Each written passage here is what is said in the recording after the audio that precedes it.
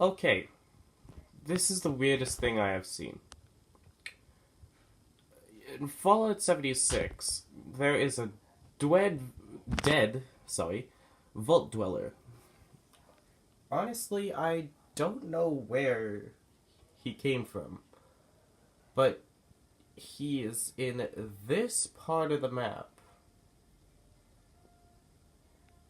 So, if any of you want to see him, I'm not so sure if he always spawns here, but he's right here. But I do got one grenade.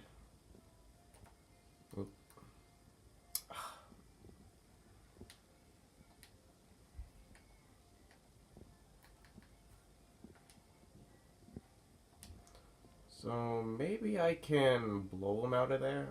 Also, Todd, if you're watching this, please bring back the pickup system. Yeet.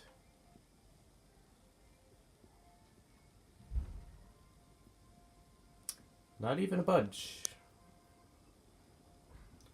Anyways, I just thought this was neat. Bye.